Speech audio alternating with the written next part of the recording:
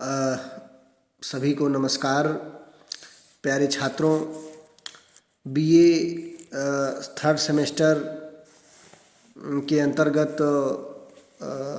केदारनाथ अग्रवाल की जो कविताएं हम लोग पढ़ रहे हैं, उसमें आज हम लोग चंद्रगहना से लौटती बेर कविता पर बातचीत करेंगे। चंद्रगहना से लौटती बेर केदारनाथ अग्रवाल की यह कविता बहुत ही मकबूल और बहुत ही प्रसिद्ध कविता है, जिससे कि केदारनाथ अग्रवाल की पहचान है इस कविता से। चंद्र गहना से लौटती बेर।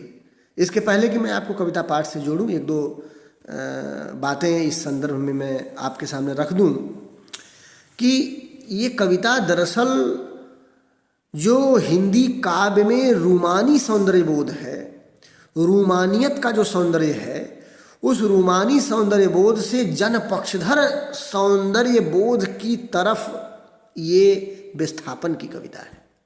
वहाँ से यानी कि हर कुछ जो प्यारा प्यारा सुंदर सुंदर आदर्शात्मक छायावाद और रीतिकाल में, उस सौंदर्य चेतना से जनता के, चना के, सरसों के, चिड़िया के, नदी के, निर्झर के, यानी कि जो हमारी ठेठ जिंदगी खेती किसानी करने वाले मजदूर वर्ग के जीवन के जो प्रकृति के हिस्से हैं, उनके बखरे हैं, उन तत्वों में सौंदर्य देखने की जो परंपरा है, वो परंपरा पैदा करती हुई कविता है चंद्रगहना से लौटती बेर। चंद्रगहना रूमानी, इसीलिए तो मुक्तिबोध ने आगे चलकर चांद का मुंह टेढ़ा जैसा संकलन लिखा। मैंने उस कविता लिखी और उसी नाम पर संकलन है उनका, चांद का मुंह टेढ़ा। चांद तो सुंदरता का प्रतीक माना जाता था, लेकिन एक मार्क्सवादी कवि को, एक प्रगतिवादी कवि को चांद का मुंह टेढ़ा नजर आता, क्योंकि वो एक रूमानियत, एक आदर्श, एक सपना है जो कि पाया नहीं जाता। और लोगों की जो जिंदगी हकीकत में है, यथार्थ में है, वो बड़ी ही टेढ़ी मेढ़ी, बड़ी ही खराब है, बहुत खुरदरी है।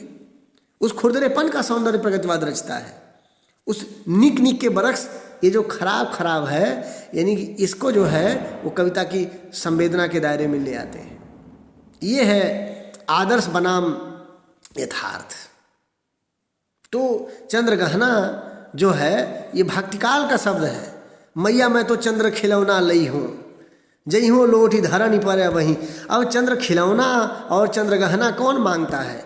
ये देवता और नंद, जो कि उस समय अपने समुदाय के श्रेष्ठ, संपन्न, समृद्ध और राजा की हैसियत रखने वाले व्यक्ति, उनका लड़का कृष्ण चंद्रगहना मांगता है, चंद्र खिलौना मांगता है। अब चांद सितारे प्रेमी लोग कहते हैं प्रेमिकाओं से कि तोड़ के लाऊंगा तुम्हारे कदमों में रख दूंगा। ये रूमानियत है, ये सचमुच में हकीकत में होने वाली बातें नहीं है।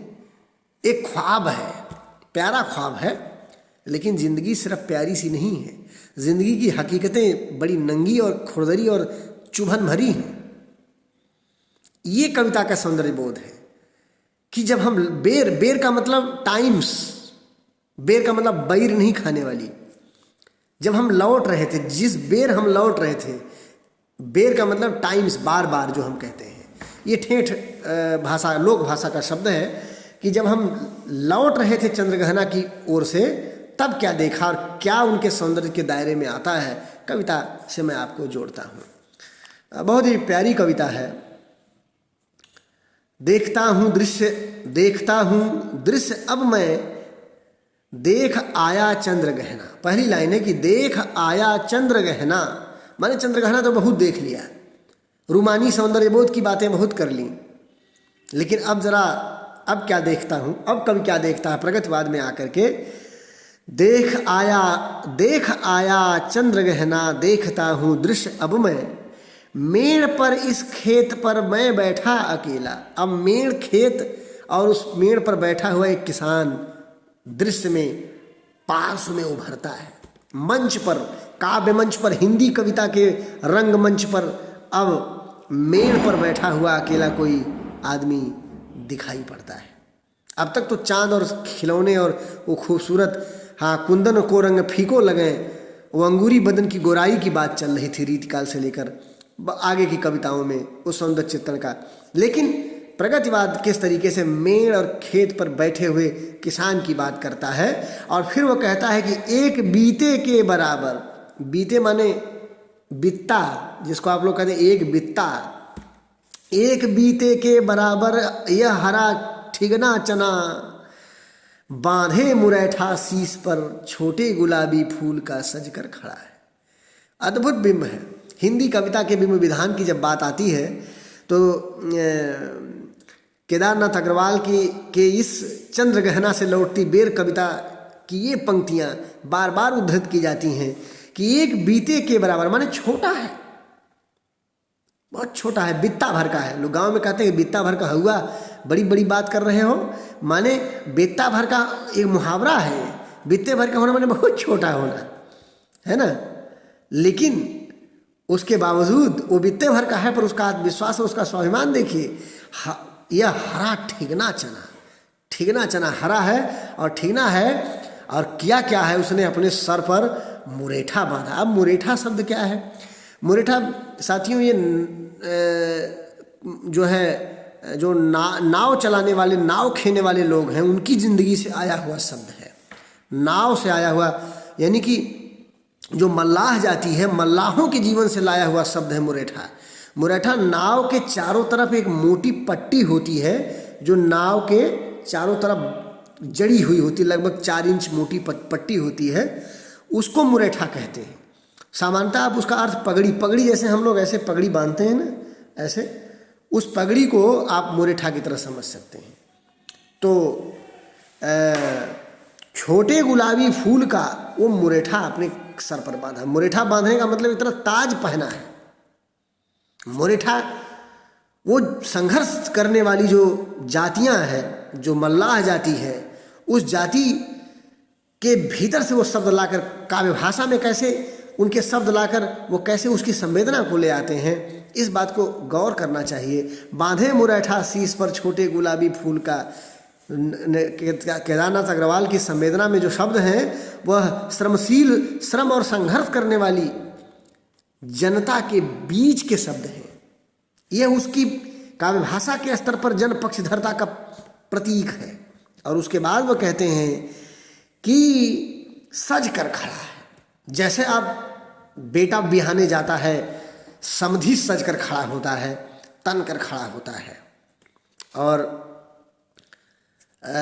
उस तरीके का जो दर्प है, उस तरीके का जो उसके अंदर आत्मविश्वास, स्वाभिमान है, वो खड़ा, ये कवि देखता है और उसे सुंदर लगता है। देखिए कैसे कवि का सौंदर्यबोध कैसे बदल रहा है, कैसे वो चने के उस फूल को नज़र, गुलाब और कमल उसे नहीं दिखाई पड़ते। गुलाब और कमल रूमानियत के प्रतीक है, लेकिन वो चने के फूल, वो खेती किसानी से, चने का क्या मतलब राजा रानी से, चने का क्या मतलब पूंजीपतियों से, चने का मतलब है तो खेती किसानी करने वाले लोगों से है। उनके लिए चना अमृत है।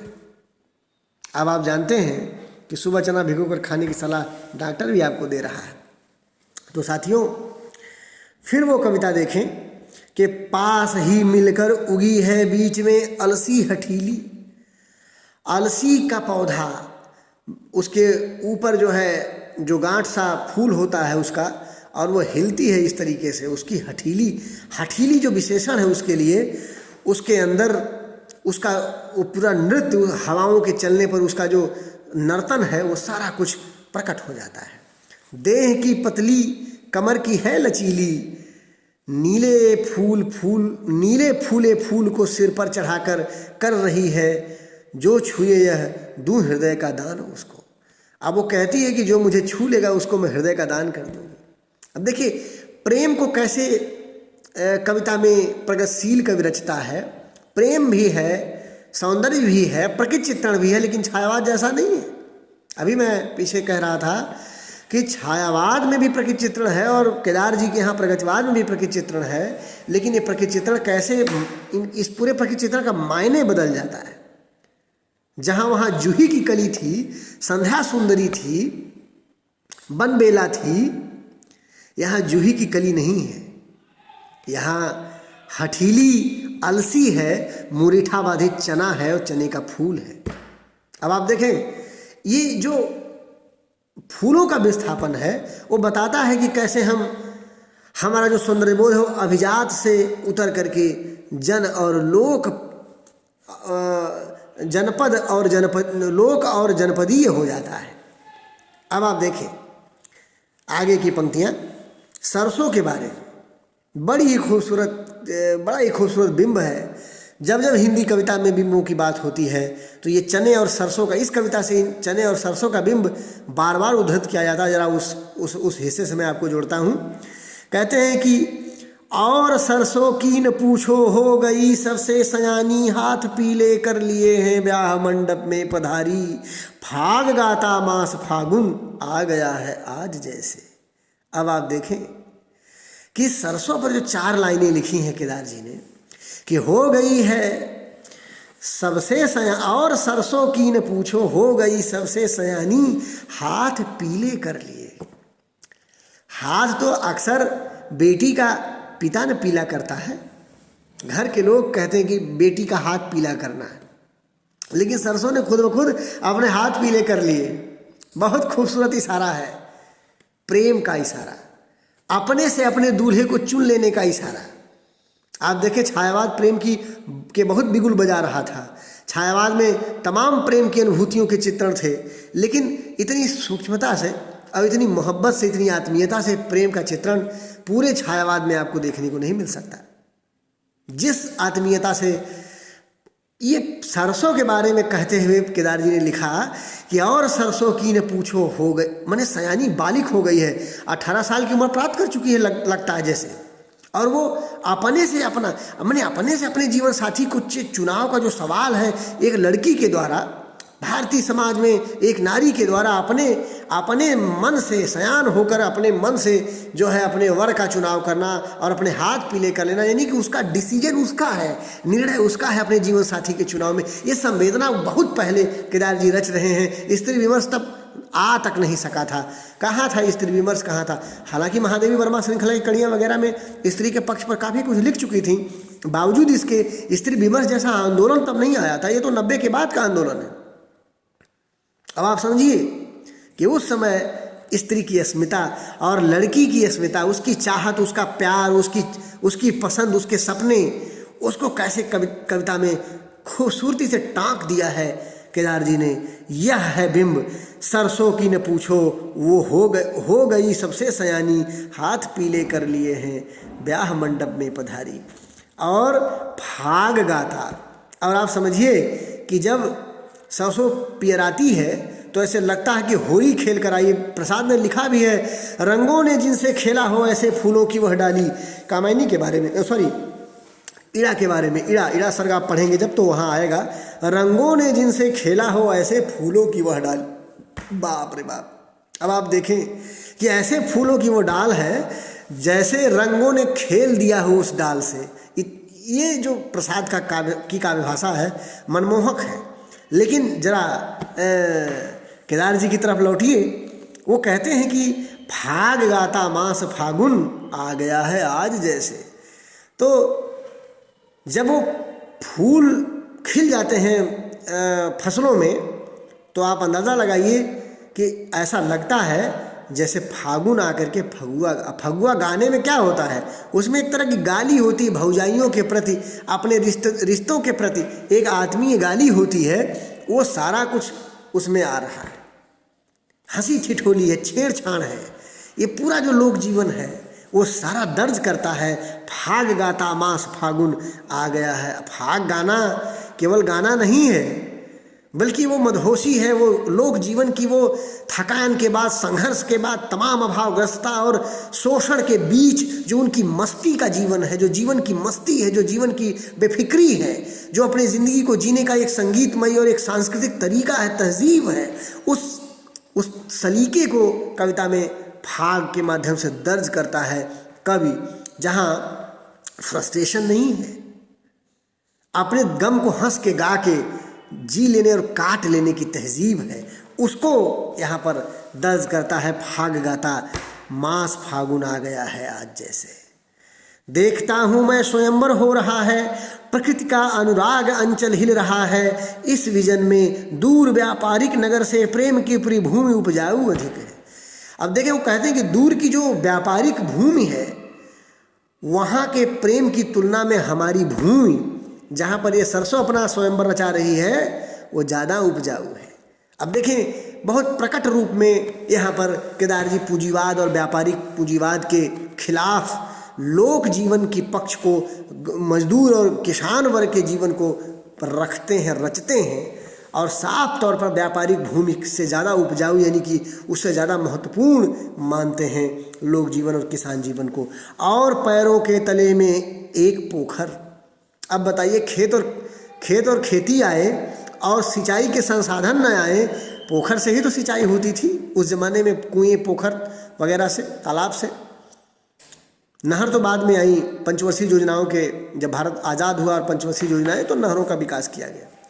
लेकिन वो दौर था जब कुएं और तालाब से, बरसात के पानी से सिंचाई होती थी। तो तालाब न आए जहाँ पर तमाम गांव के पशु प्राणी पानी पीते हैं और नहाते हैं, और साथ ही साथ खेती किसानी की जाती है। हम सभी तालाबों में नहाए हैं। वो जो जीवन है, कितनी बार डूबते डूबते हम सभी, आप सभी विद्यार्थियों से कई लोग ऐसे होंगे जो डूबते डूबते तालाबों में बचे, मैं खुद बचा हूँ। तो वो जो जीवन है उसको कैसे रचता है कविता में कवि प्रगतिवाद का केदारनाथ अग्रवाल। वो कहते हैं कि और पैरों के तले हैं एक पोखर, उठ रही है इसमें लहरियाँ, नील तल में जो उगी है घास भूरी। मतलब पोखरे के नीचे तलों में जो उगी हुई घास और काई है वह भी निगाह से बच नहीं पाती, उसके सौंदर्य को भी निहारता है। ये गौर करने की बात है। माने कोने अतरे में भी जो चीज़ें पड़ी हैं जिसको हम लगभग उपेक्षा, जो हाशिया जिसको कहते हैं, हाशिया जो मुख्य धारा में नहीं है, उसको भी संवेदना के और अपनी काव्य भाषा के और संवेदना के केंद्र में ले आता है। जो कुछ हाशिया था उसको केंद्र में ले आता है प्रगतिवाद। अब देखें जरा, कहते हैं कि उठ रही हैं लहरियाँ, नील तल में जो उगी हैं घास भूरी, ले रही है वह भी लहरियाँ। उनकी खुशी, वो भी झूम रही हैं। एक चांदी का बड़ा सा गोल खंभा आँख को है चमकाता। अब ये चांदी का गोल खंभा क्या है?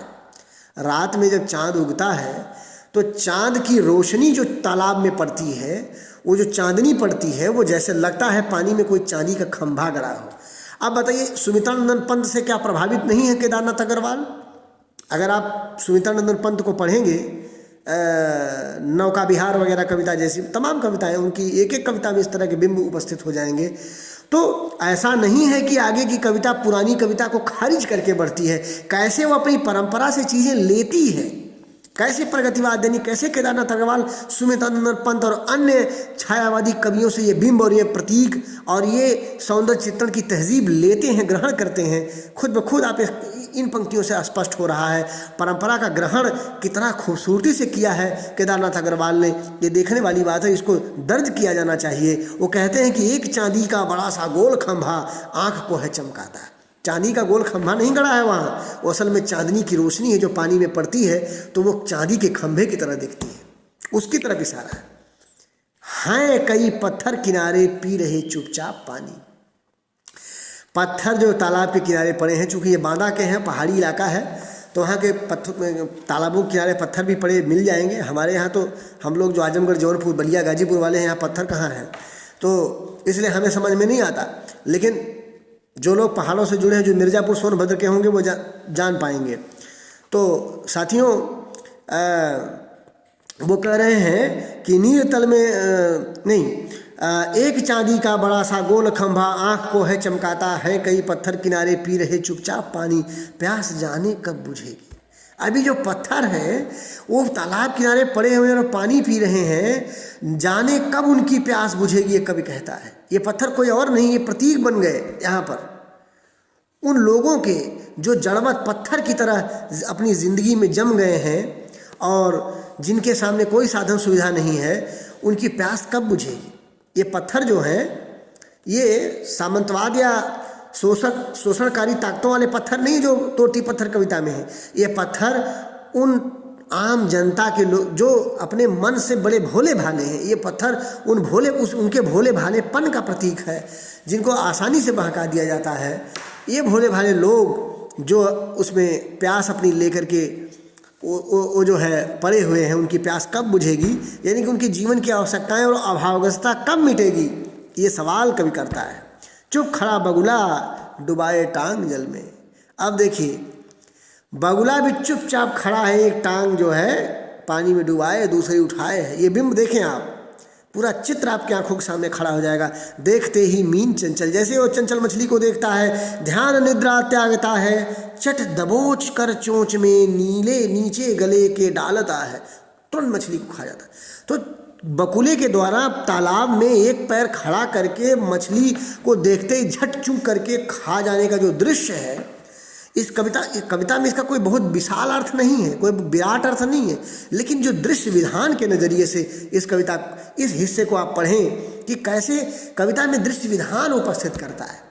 अर्थ तो इसका कोई बहुत गहरा नहीं है, लेकिन दृश्य विधान के नज़रिए से इसको आप पढ़ें तो आप पाएंगे कि आपकी आंखों के सामने मछली को गटकता हुआ बकुला दिख जाएगा। और एक टांग उठाने में जो चित्र खींच दिया है, क्या यही बात आगे शमशेर नहीं करते हैं? शमशेर अपनी कविता में विजुअल आर्ट के, दृश्य कला के कितने इफेक्ट्स डालते हैं, ये आप जब शमशेर को पढ़ेंगे तो आप पाएंगे। तो मित्रों, ये परंपरा देखिए केदार जी के यहाँ मौजूद है। ये एक तरह से वो विजुअल आर्ट का एक इफेक्ट है जिसको उन्होंने एक टांग उठाकर, जैसे कानी कुतिया कहा नागार्जुन ने, कानी नहीं कहते तो भी काम चल जाता, लेकिन कानी कह करके उस कुतिया की एक शिनाख्त पैदा कर देते, एक पहचान पैदा कर देते हैं। और ये बात केदार जी भी यहाँ कर रहे हैं। टांग उठाया हुआ बकुला कैसे जो है मछली को गटक जाता है। और उसके बाद एक उजली चटुल मछली, अब जरा मछली के पक्ष पर भी आते हैं, नहीं कुछ छूट रहा है। एक काले माथ वाली चतुर चिड़िया, श्वेत पंखों के झपाटे मार फौरन, टूट पड़ती है भरे जल के हृदय पर। एक काले माथ वाली चतुर चिड़िया, एक ऐसी चिड़िया जिसके मत्थे पर काला ऐसे रहता है। अब देखिए, चिड़ियों की जो प्रजातियां हैं उसमें तमाम प्रजातियां लुप्त हो रही हों, तब ऐसी चिड़ियों चुरुंग के बारे में और उनको कविता में रच करके, जैसे मानव सभ्यता और संस्कृति में बचा लिया है, उनको अपने जो है उसका दस्तावेजीकरण कर दिया कवि ने, ये संस्कृतिकरण कर दिया कवि ने कि वो हमारी जब तक ये कविताएं रहेंगी, जब तक हिंदी कविता का ये युग रहेगा, केदारनाथ अग्रवाल रहेंगे, तब तक वो चतुर चिड़िया जिसका माथा काला होता है, वो चाहे पर्यावरण उसको नष्ट कर दे, चाहे हमारी मानव सभ्यता के विकास का जो रथ चल रहा है रौंद दे, लेकिन संस्कृत का हिस्सा बना दिया है। इसको कहते हैं कविता में दर्ज कर देना। वो कहता है कवि की, टूट पड़ती है भरे जल के हृदय पर, एक उजली चटुल मछली चोंच पीली में दबाकर दूर उड़ती गगन में। पीली मछली को दबाकर बहुत दूर आसमान में उड़ के कहीं जाती है। और यही से भूमि ऊंची है जहां से रेल की पटरी गई। अब देखें, एक तरफ तालाब का दृश्य है, मछली का बगुले द्वारा या उस काली सिर वाली चिड़िया द्वारा उसका जो है पकड़ना है, और वहीं दूसरी तरफ रेल की पटरी है। रेल की पटरी कुछ और नहीं, उसी पूंजीवाद के विकास का पथ है जिस पर वो दौड़ती है रेल, और माल लेकर दौड़ती है मालगाड़ी, और जहाँ बड़े बड़े महानगरों की तरफ जाती है और संवेदनाओं को कुचल करके चली जाती है। वहीं एक तरफ ये नज़ारा है, दूसरी तरफ जो है रेल की पटरी है।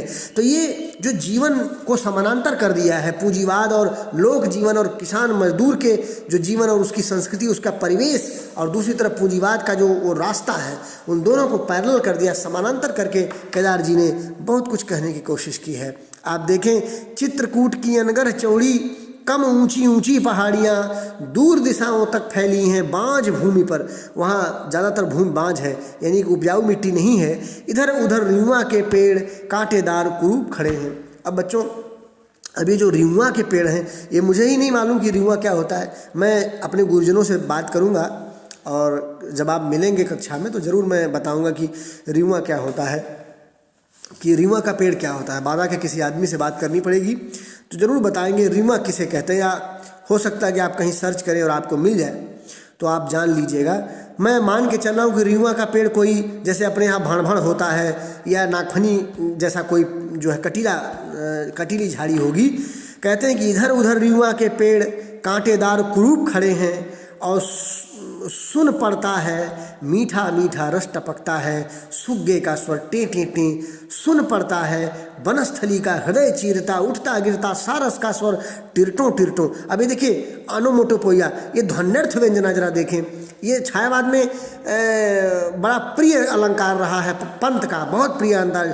टीवी टुप टुप, ये सब तमाम शब्द, पानी ओस की बूंदें गिरते टप टप टप, ये जो ध्वन्यर्थ व्यंजना है, ये देखिए छायावाद की काव्य भाषा से प्रगतवाद तक आता है। टिरटों टिरटों सारस का स्वर, टिरटों टिरटों मन होता है उड़ जाऊं मैं, पर फैलाए सारस के संग जहाँ जुगल जोड़ी रहती है, हरे खेत में सच्ची प्रेम कहानी सुन लूं चुप्पे चुप्पे। सच्ची प्रेम कहानी सुन लूं चुप्पे चुप्पे। सारस की सच्ची प्रेम कहानी जहाँ दोनों जुगल जोड़े रहते हैं, पंख फैलाए मन करता है कि मैं उनके साथ उड़ जाऊं। कभी कहता है कि मन करता है कि सारस के साथ उड़ जाऊं, पंख फैलाए और वहाँ जाऊं चुपचाप जहाँ सच्ची प्रेम कहानी।